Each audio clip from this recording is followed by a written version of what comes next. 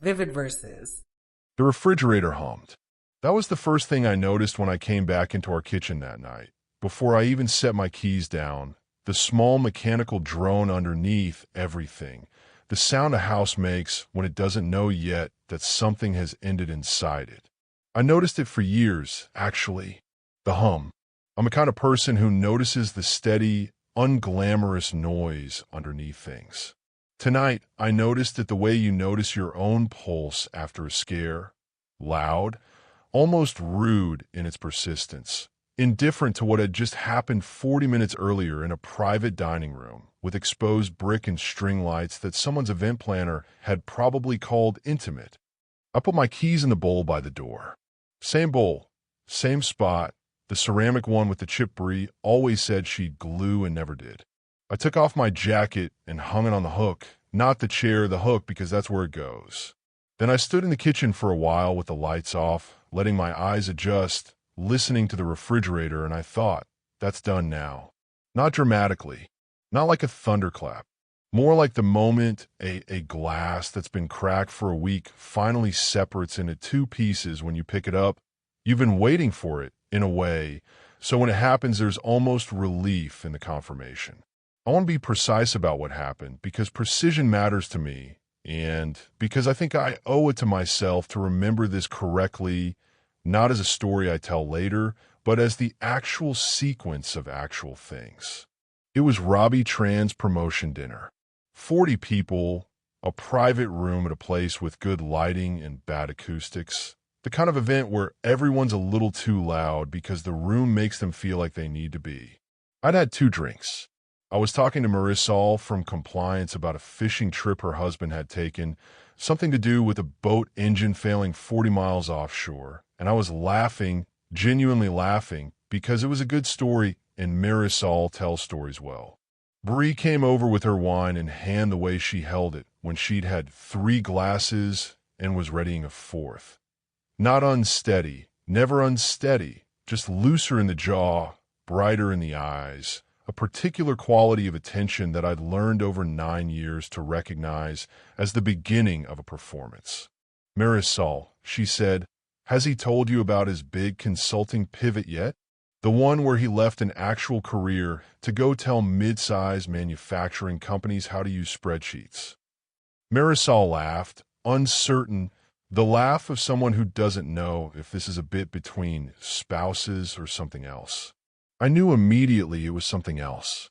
I'd known for about 4 months that it might become something else, the way you know weather is changing by a particular smell in the air before any cloud arrives. It's actually more interesting than that, I said, mildly, and went back to my drink. Is it, though? Bree said, because from where I'm sitting, it looks like you've found a way to charge people $400 an hour to ask them questions they already know the answers to. Which, respect, honestly. Selling confidence. That's a skill. She turned slightly to include the 2 people who drifted closer, drawn by the particular gravity a public needling generates. He used to be ambitious. I don't know what happened. I think he got scared somewhere around 34 and decided safe was the same as smart. There's a specific physical sensation I want to describe accurately. A dropping in the stomach, yes, the textbook one, but also something else, a narrowing like the room sound got slightly quieter and slightly more textured at the same time. The way audio sounds when you put headphones on properly and suddenly hear the hiss under the music you didn't know was there. My jaw didn't clench. I want to be honest. I checked, internally like running a hand along a wall to see if it's level, and my jaw was fine. What I felt instead was a kind of focus. A funnel. I've been the subject of 3 of these in the last 2 months. A dinner with her sister where she called my approach to fatherhood theoretical, like he read about it. A work happy hour. Her work, not mine, where she told a story about me getting lost on a hiking trail that wasn't true, that had never happened, dressed up to make me sound helpless. Each time I'd said something brief and accurate and declined to perform distress, and each time I'd watched something in her face when I didn't escalate. Not satisfaction exactly, more like recalibration, The look of someone adjusting the dial because the reading didn't match the instrument. Tonight, she kept going. She brought up a freelance project I turned down 2 years ago, reframed it as cowardice. She did an impression of how I supposedly talk in client meetings, exaggerated, nasal, nothing like me, and a couple people laughed because public laughter is a reflex more than a judgment. She said, "He'll tell you he's content." That's the tell. People who are actually doing well don't need the word content. They just are. I finished my drink. I want to note the ordinariness of this. I didn't slam the glass down. I didn't down it for effect. I just finished what was in it because it was there and I was thirsty and the conversation had become something I was no longer interested in attending. "I'm going to head home," I said to Marisol. "Good seeing you. Tell your husband I want the version of the story with the Coast Guard radio next time." I said nothing to Bree. Not coldly. I want to be clear, there was no performance of coldness either, no pointed silence designed to wound. I simply didn't have anything I wanted to say to her in that room, in front of those people, that would do anything but feed whatever this had become. I found Robbie, congratulated him properly, minute, and left. She texted me 4 times before I got home. "Where did you go? Seriously? You're going to do the silent thing? Everyone thought that was so dramatic, you walking out like that. Can we talk when I get home?" I didn't respond. Not out of strategy in that moment. I want to be honest about the sequence, but because I genuinely didn't know what to say that wouldn't be either a lie, something reassuring, or an opening, something that invited the conversation she wanted, the one where I explained my feelings and she got to respond to them, manage them, redirect them. I made tea. I sat at the kitchen table. I thought, with a kind of clarity that surprised me with its lack of drama. I'm not interested in continuing to find out what this becomes. That's the sentence, if I'm being exact. Not I hate her. Not she's a monster. Just, I'm not interested in continuing to find out what this becomes. I've been watching a pattern complete itself for months. The way you watch a roof leak you've been meaning to deal with finally come through the ceiling, and the actual collapse, when it came, didn't feel like devastation. It felt like data arriving on schedule. I called Priscilla on 3 weeks before that dinner. A family law attorney a colleague had used, sharp, unsentimental, the kind of person who asks, what do you actually want instead of how do you feel, which was exactly what I needed. I hadn't decided anything yet.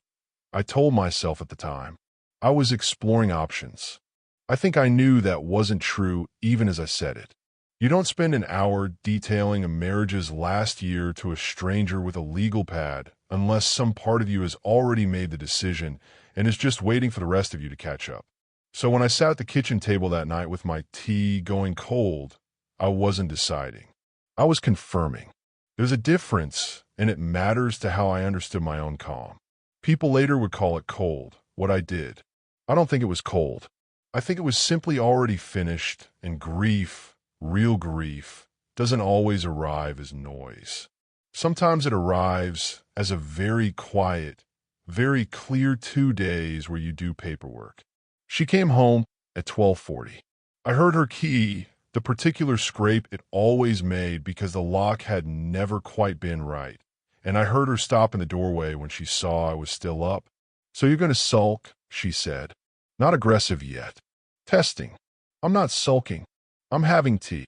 You walked out of Robbie's dinner. Do you understand how that looked? I understand how it looked to you. I don't know how it looked to anyone else, and I don't especially care." She sat down across from me, and I was noting everything that night with a strange forensic attention, that she sat the way she sat when she expected a negotiation, angled slightly, weight forward, the posture of someone who'd already rehearsed several branches of the conversation. I was joking around. I was joking around. "You weren't," I said. "But that's not actually the part one want to talk about." Something flickered. Not alarm yet, more like the recalibration look again, faster this time. "What does that mean?" "It means I think we're done, Bree.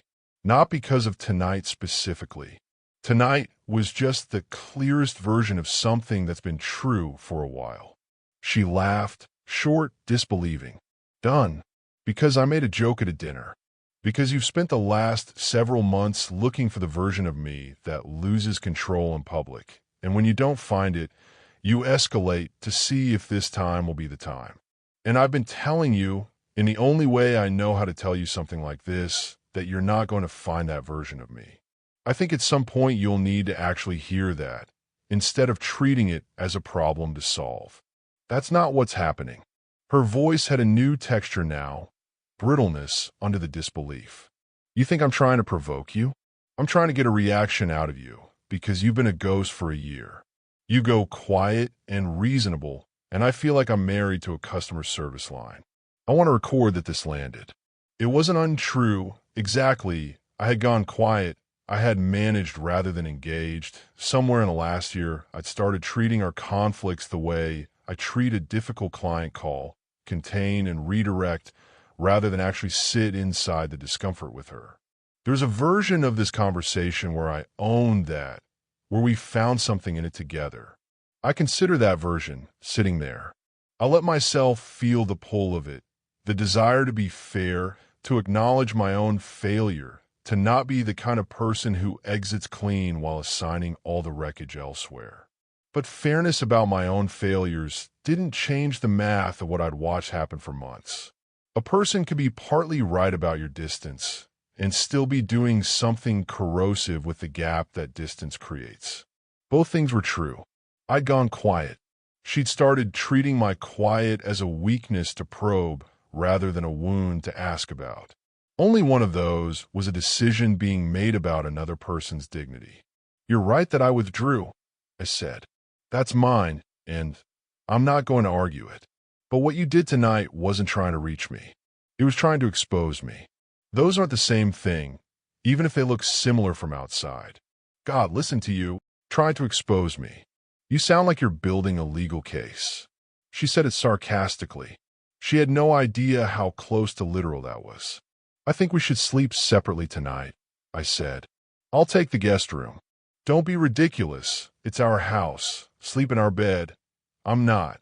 She stopped herself, recalculated. We are not getting divorced over a joke at a dinner party. I know you believe that, I said. I'm going to go to bed. I did. I lay in the guest room ceiling staring at the small water stain that had been there for 2 years that we'd both meant to deal with, and I felt distinctly a strange calm sliding in, replacing the funnel focus from the dinner. Not peace exactly. More like the feeling after you finally made a hard phone call you'd been avoiding. The call itself was bad, but the having made it is its own kind of relief. The papers arrived 9 days later, on a Tuesday, delivered to the house by a process server because Priscilla had advised against doing it more casually. You want this clean, you want a record, and clean was the thing I wanted more than anything. I'd moved out 4 days prior to a corporate apartment near my office, having packed methodically over 2 evenings while Bree was at her sister's, each box labeled in black marker: kitchen, mugs/glasses, office, cables, bedroom, clothes. I left the furniture that was hers, took only what was mine, and left a note on the counter: not cruel, just factual. I moved to the Hartwell Suites for now. My lawyer is Priscilla on. Her information is below. I think you'll be hearing from her soon. I'm sorry it's landing like this. It hasn't been sudden for me. She called 19 times that first day. I let 4 of them through. You can't just leave, she said, on the first one I answered, her voice doing something I hadn't heard from her before, a kind of vibration under the words. You can't serve me papers like I'm a stranger. 9 years, and I get a note and a process server. I left you a note that told you exactly how to reach me and who to talk to. That's not how you treat a stranger. That's how you try to make something unbearable slightly less chaotic. Slightly less chaotic, she repeated, and I heard something crack at the edge of it. Do you understand what this looks like? You disappear for 9 days and come back with a separation agreement that reads like you've been planning this for months. I've been, I said. There wasn't satisfaction in saying it. There was just the fact of it, finally spoken instead of carried privately. Not the leaving specifically, but I started talking to a lawyer about 3 weeks before the dinner. I've been watching what was happening for longer than that. The silence on the line had a different quality than her usual pauses, longer, denser. 3 weeks, she said finally. So that whole night, you'd already decided. You just stood there and let me make a fool of myself, and you'd already. I didn't let you do anything, Bree. You did that on your own. What I did was decide I wasn't going to give you a reaction to work with anymore. That's psychotic, she said, and her voice climbed for the first time. That's actually deranged. Do you understand that? You sat there collecting, what? Ammunition? While I thought we were having a marriage. We were having a marriage, I said. I think it had already ended for me by the time I started talking to someone about it. I'm not proud of how long the gap was between knowing and saying. But I didn't ambush you. I told you things repeatedly in the only way you'd let me say them, which was calmly. And you kept telling me calm wasn't a real response. Don't turn this into my fault. I'm not assigning fault on a phone call, I said. I'm telling you what happened. The agreement is reasonable. Priscilla can walk your lawyer through everything. I'd like this to be as undramatic as we can make it, for both our sakes and for Mabel's. Mentioning our daughter did something to the call. A different kind of quiet entered it, more controlled. Don't, Bree said. Don't use her like a period at the end of your sentence. I'm not using her. I'm telling you what I actually care about getting right here, which is her, mostly. The rest of this I think we can be adults about, eventually, even if today isn't that day. She hung up. My mother called 2 nights later. I told her, briefly, factually, the way I told everyone, Bree and I are separating. I've moved out. The details are still settling. My mother is a person who asks practical questions before emotional ones, which I've always found more comforting than the reverse. Are you eating? She said first. Yes. Are you sleeping? Reasonably. Okay. A pause. The sound of her settling into the conversation the way she does, like pulling a chair closer. Do you want to tell me what actually happened? Or do you want to tell me the version you've already decided to tell people? I laughed, short, surprised. My mother has always been able to see around corners I think I've sealed off. I told her. The dinner, the months before it, the months before that, the slow drift into a dynamic where my steadiness had stopped being a quality she valued and started being a target she tested. I'm not going to tell you you're wrong to leave, my mother said when I finished. From what you're describing, I don't think you are. But I want to say one thing, and then I'll let it go. Be careful that being right doesn't become the only thing you let yourself feel. You loved her. You built a child and a house and 9 years with her. Even a correct ending is still an ending. Don't let the cleanness of the legal part talk you out of the mess of the actual grief. I know, I said, and I did know, intellectually. I wasn't sure yet if I knew it in the place where knowing actually changes how a body carries something. You don't have to perform sadness for me, she said. I know that's not how you're built.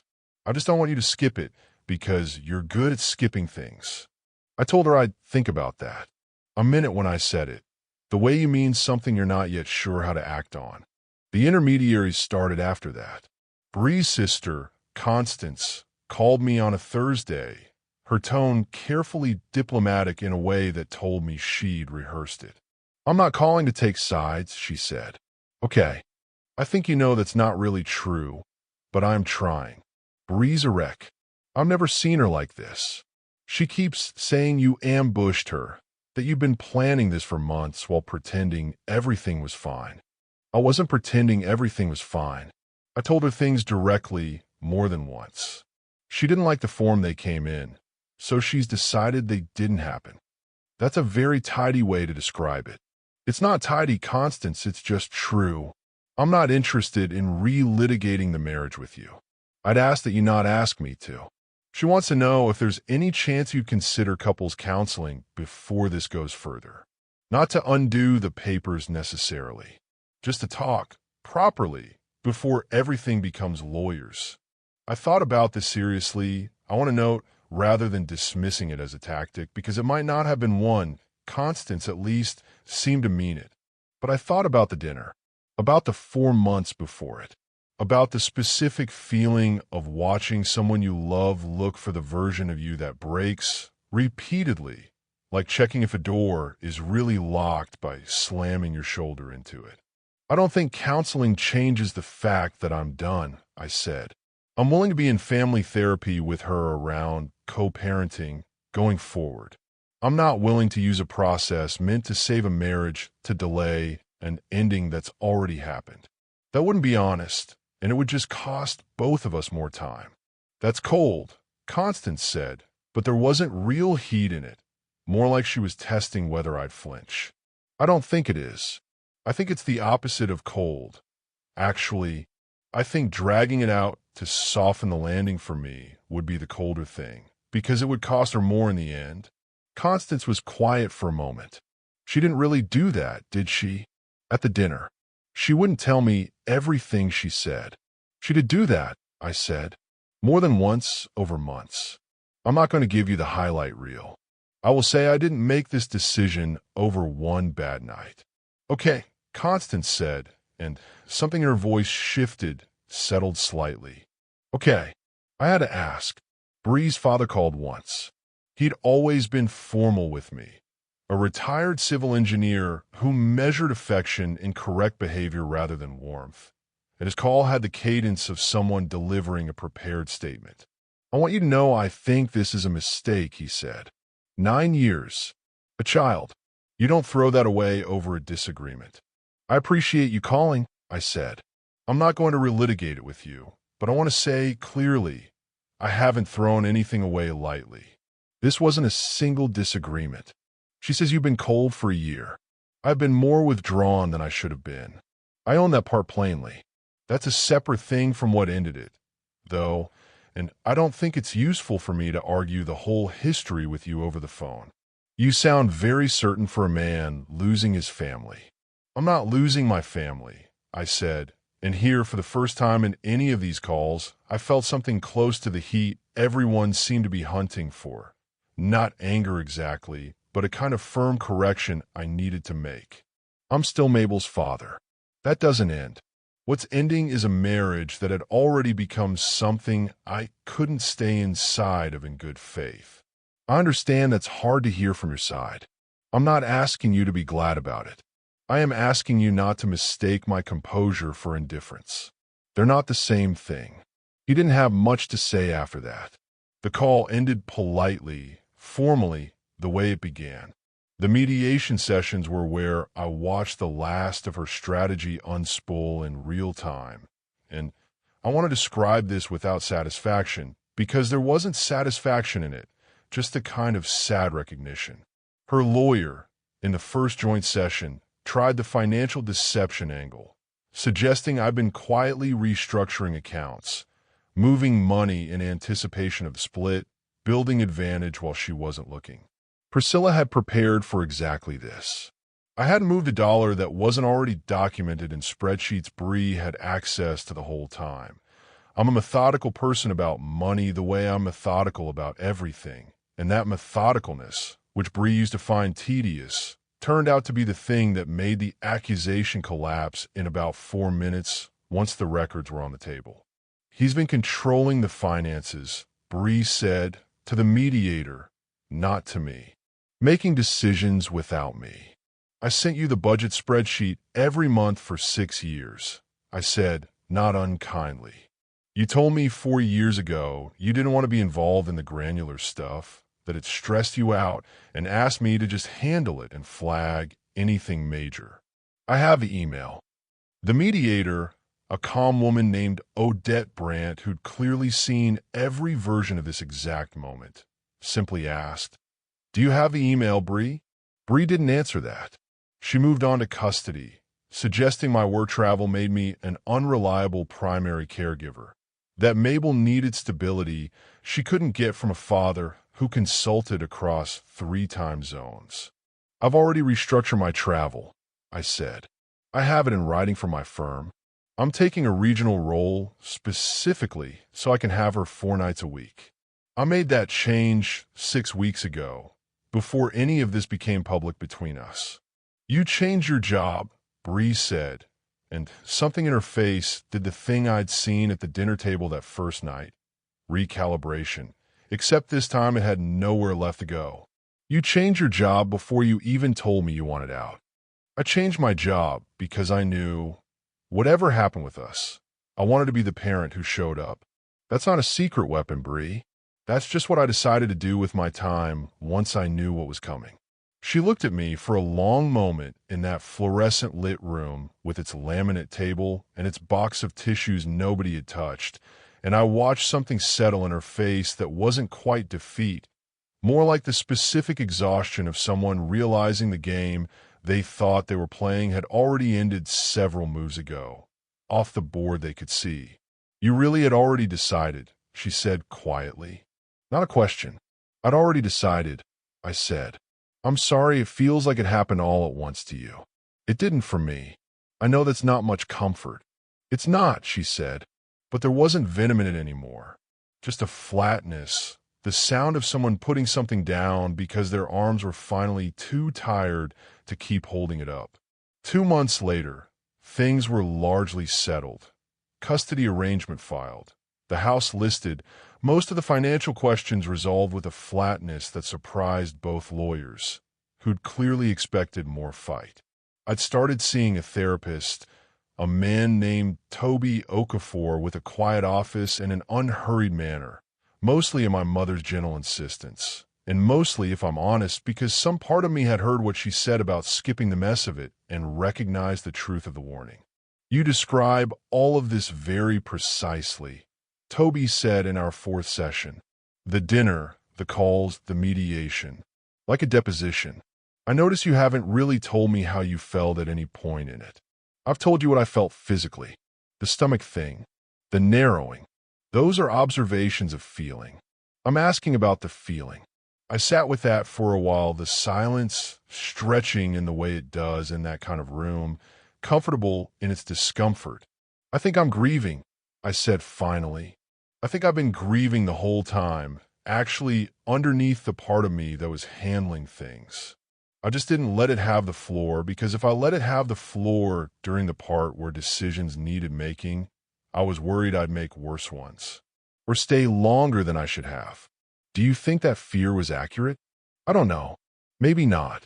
But it's done now, so it doesn't matter as much as it would have 6 months ago. I considered that, then revised it because precision mattered to me even here, especially here. It matters. It's just not urgent anymore.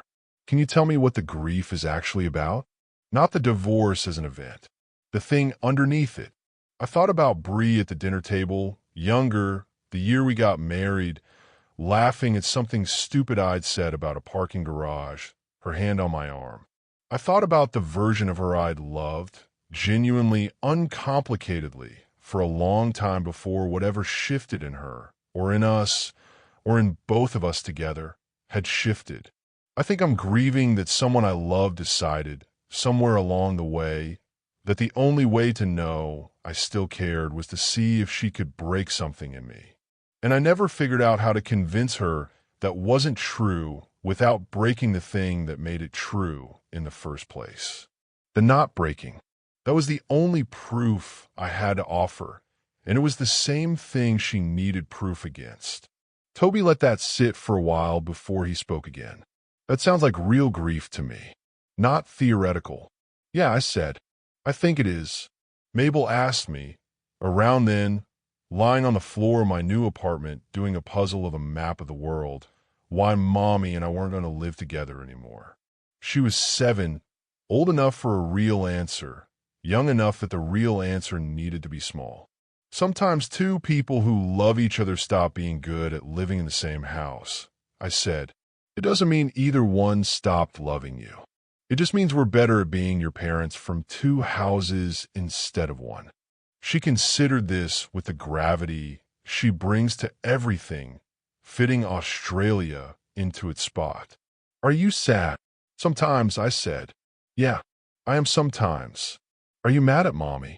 No, I said, and found, saying it, that it was mostly true. I'm not mad at her.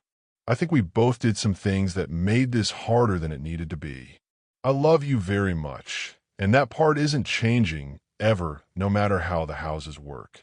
She nodded, satisfied in the way children are satisfied by honesty delivered at the right size, and went back to the puzzle. And I watched her fit Greenland into its corner and felt something in my chest that was unambiguously, uncomplicatedly love, sitting right alongside the grief without either one needing to win. Bree called me once more in October for months after the dinner, her voice different than I'd heard it in any of the previous calls. Lower, less armored. I'm not calling to fight, she said. I wanted to say I've been seeing someone. A therapist. I've been doing some work on. She stopped, restarted. I think I spent a long time testing you because some part of me didn't believe anyone could actually just stay. My dad left when I was 12. I don't think I ever told you that. Not really, not the actual shape of it. I think I kept poking at you to see when you'd finally do what he did. And when you didn't, for years, I didn't trust it. I thought it had to be a performance, because steady wasn't a thing I had evidence for. So I kept turning the dial up to see if I could find the version of you that proved I was right to be afraid. I listened to this carefully because it deserved to be listened to carefully, and because I recognized, hearing it, the shape of something I'd suspected without ever quite letting myself name. I believe that, I said. I think that's probably true, and I think it's a real thing to understand about yourself. I'm glad you're doing that work. Is there any, she started, and I heard, underneath the careful framing, the actual question arriving. I'm not asking for anything. I just want to know if there's any version of this where once I've actually done the work, there'd be a door open again. Not now, just someday. I thought about this honestly, the way I try to think about everything, rather than reaching for the answer that would be kindest in the moment. I thought about the dinner, the months before it, the calls, the mediation room, the specific exhaustion in her face when she realized I'd already decided. I thought about my mother's warning, which I'd taken seriously, about not letting rightness replace grief, and I checked, honestly, whether what I was about to say was rightness talking or something with more give in it. It wasn't. The door wasn't ajar. It wasn't slammed, either. I didn't feel bitterness, sitting there with the phone warm against my ear. I felt something closer to a long hallway with a door at the end of it that I'd already walked through and quietly closed behind me. The kind you don't slam, because slamming implies you might come back for something. I don't think there is, I said. I want to be honest with you, because I think you deserve that more than you deserve comfort right now. I think the marriage ended for me before the dinner. And I think everything since has just been the paperwork of something that was already true. I'm genuinely glad you're doing the work. I hope it changes things for you, going forward, with whoever comes next. I just don't think I'm the chapter that work is for. She was quiet for a long moment. Okay, she said finally, and there was something almost peaceful in how she said it, like she'd expected this answer and had, in some way, already started carrying it before I gave it to her. Okay, thank you for not lying to make it easier. I wouldn't do that to you, I said. I never did. Actually, if you go back through it. I know it didn't always feel like I was telling you the truth, because I was telling it quietly. But I always did. I know that now, she said. I think I knew it then, too. I just didn't want it to be true. We talked for a few more minutes about Mabel, about a pickup schedule for the upcoming holiday, ordinary and logistical. And then we said goodbye in a way that felt, for the first time since the dinner, like two people who had actually finished something, rather than two people still circling its wreckage. That night, after Mabel was asleep in her room, my apartment had 2 bedrooms now, hers with a string of paper stars she'd made with my mother taped above the bed. I stood in my kitchen and made dinner for one, the same way I'd made it for years before Bree. Before any of this, the motions returning to my hands like a language I'd never fully forgotten. I diced an onion. I let it sweat in the pan, listening to the small sound it made.